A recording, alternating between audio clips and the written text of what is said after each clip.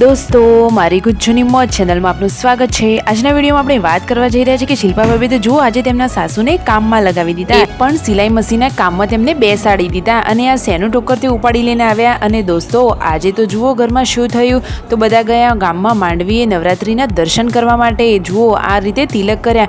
દોસ્તો નવરાત્રિનું કેવું ડેકોરેશન કર્યું છે, માતાજીની માંડવડી કેવી થઈ અને કેવી સ્થાપના કરી તે બધું જ જોવા મળશે તમને આ વિડીયોમાં। મારી ચેનલ ઉપર નવા હોય તો ચેનલને ફટાફટ લાઈક શેર અને સબસ્ક્રાઇબ કરી દો। Full video in Thakor family blog channel, તો દોસ્તો ફૂલ વિડીયોની લિંક છે ને એ ડિસ્ક્રિપ્શનમાં મૂકેલી જ છે, ત્યાં જઈને તમે આખો વિડીયો વોચ કરી શકો છો।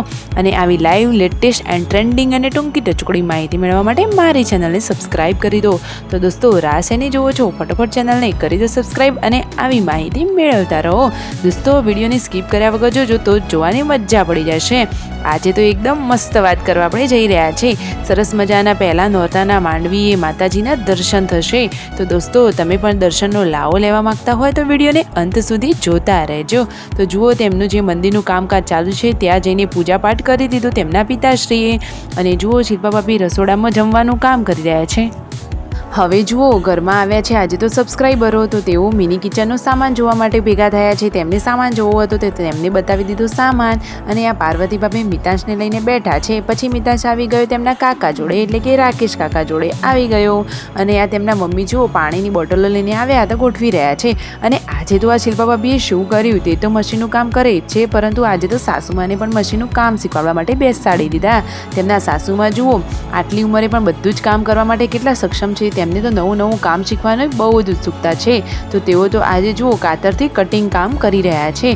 તેઓ ધીમે ધીમે કરી રહ્યા છે, પરંતુ તેમના અંદર શીખવાની આવડત બહુ સારી છે। જુઓ એ કોઈ પણ કામમાં પાછા પડતા નથી, બધા જ કાર્યો કરવા માટે તે હંમેશા ઉત્સુક જ રહે છે। અને શિલ્પા ભાભી જુઓ તેમને શીખવાડી પણ રહ્યા છે, અને જુઓ એ કેટલા ઉત્સાહભેરથી શીખી રહ્યા છે। ભલે આવડે કે ના આવડે, પરંતુ મહેનત તો કરી જ રહ્યા છે ને, સાચી વાત ને દોસ્તો। અને જુઓ સાસુ વહુ બધા જ કેવા હળી મળીને રહે છે।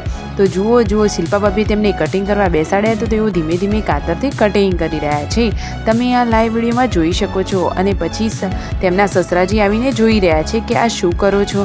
અને રાતના સમયે જુઓ પૂનમ ભાભી લોટ બાંધવા લાગ્યા છે, અને રાકેશભાઈ તેમની જોડે આવીને આ શું વાત કરી રહ્યા છે।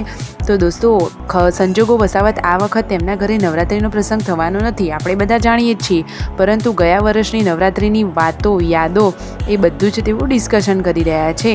ખરેખર નવરાત્રિ તો બહુ સરસ તહેવાર છે, બધાનો એકદમ પ્રિય તહેવાર છે, પરંતુ ઠાકોર ફેમિલીના ઘરે પ્રસંગો વસાવત એ આ તહેવાર આ વખતે ઉજવવાના નથી, આપણે બધા જાણીએ છીએ। પરંતુ તેઓ ફક્ત ખાલી માંડવડીએ દર્શન કરવા માટે ગયા હતા। જુઓ આ રહી તેમના ગામની આ માંડવડી, ત્યાં જઈને સંજયભાઈએ તિલક કર્યું, પછી તેમની રણજીતભાઈને પણ તિલક કર્યું, અને મા અંબે માના દર્શન કર્યા। દોસ્તો તમે પણ ઘરે બેઠા અહીંના દર્શન કરી શકો છો, અને ત્યાંનું ડેકોરેશન પણ કેટલું સરસ છે।